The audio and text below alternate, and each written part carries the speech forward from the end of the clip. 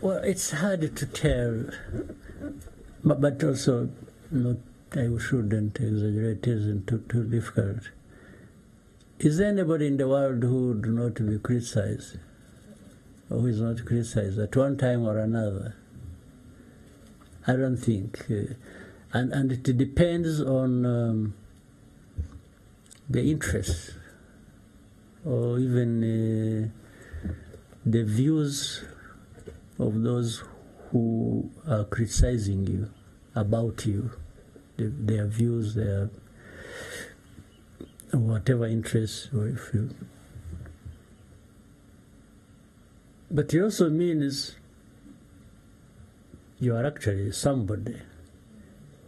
If you have to be criticized, somebody who is nobody want to be criticized because they're criticizing you for something that in one way they associate with, but would want it different. That is one possibility. The other is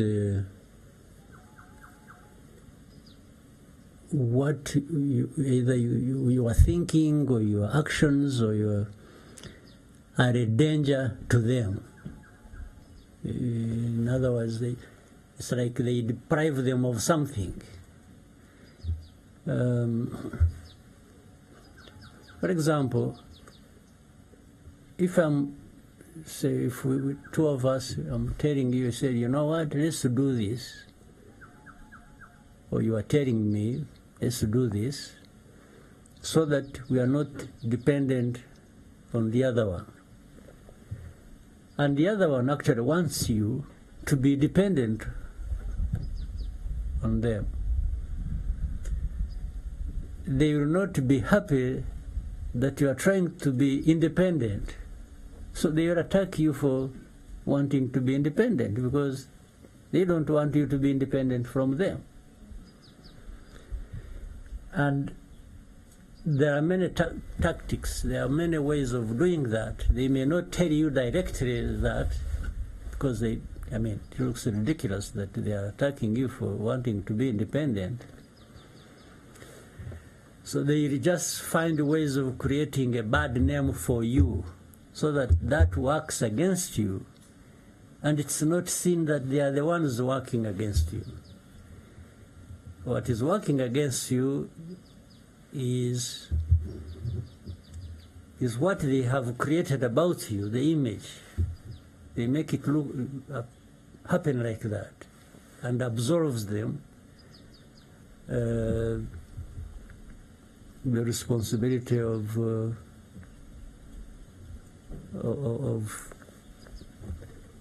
attacking you or criticizing you. So it's like, you see, like that. At a higher level, like in our case, there are, we touched a bit of history and said,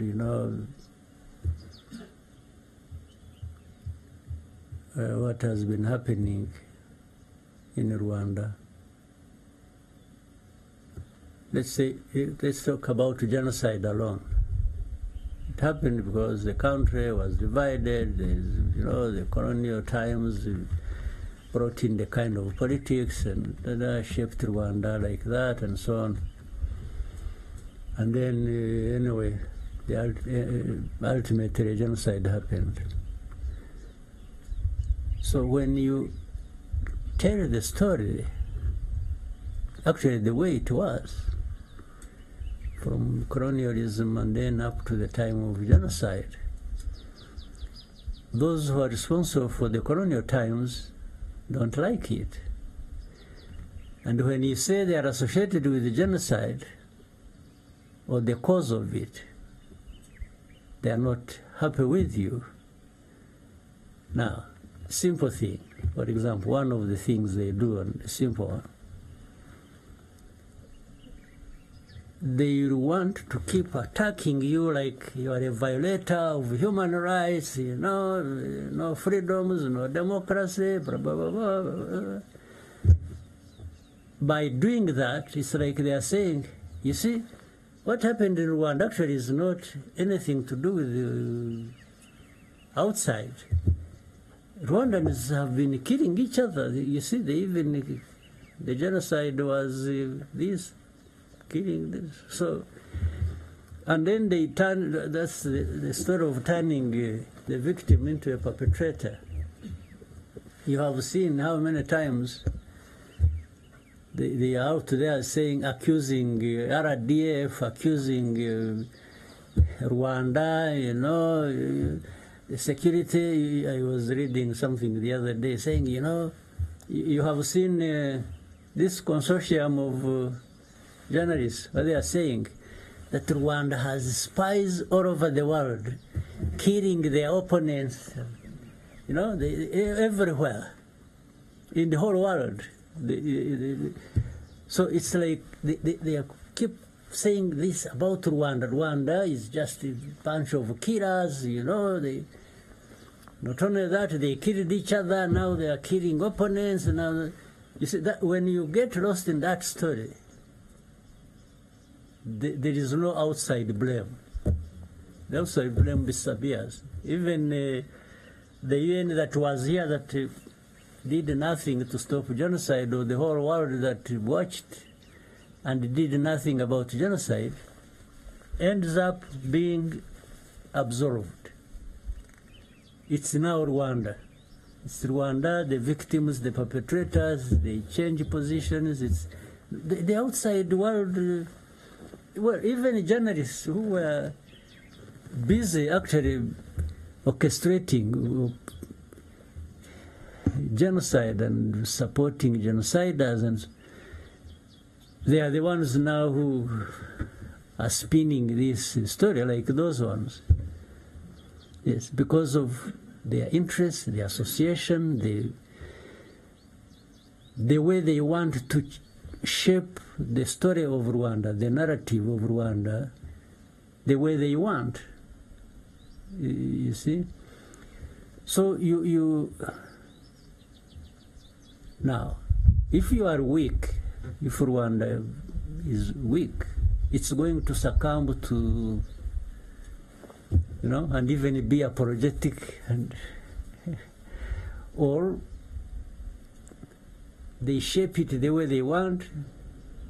They promote people, and you can see when they are saying, you know, these people like the Ingabire is like the, you know somebody Ingabire, this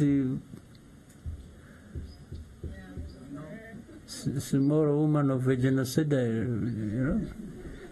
But they want the whole world to believe that she's an opponent, she's... actually, they would wish that one to be the president of Rwanda. And she also believes it. Yes. So she believes it, and she's everywhere giving lectures and, you know. But this is, it's not Rwandan. It's not a Rwandan who believes this story. But the outsiders, these journalists, these ones who go to, what do they call it? Forbidden stories. It is forbidden to be talking about Ingabire. Well, I'm actually sort of going to be blamed for it. You will see it. So, you young people who are in this kind of thing, because influencers are, you hold opinion. You hold opinions for a reason. You are part of the social political fabric of this country. So if you don't grasp that easily, I'm sure maybe, you know, among you or somewhere else, there are people who are operating the opposite of how you are doing it. Yes, so they must be having a reason, either of their own or being used by others. So constantly, we've got to be aware, we have got to be, but we also got to have what we want for ourselves. And we should not be apologetic about it. You check any time, any day, I've never been apologetic for what RPF is doing, what Rwanda wants, what I am doing with these people who abuse, criticize, and even in high offices, they are somewhere outside in the world. They, you know, you meet somebody, they say, yeah, why in Rwanda, why you are doing this? You say, what? You say, what evidence do you have? They said, but so and so said this. They are talking about one of the influencers somewhere out there whom they are at the same time using, and then they are quoting that one as evidence. I mean, so this is a world you must really try and learn to be sophisticated, at least in understanding the nuances of these things and the world we live in.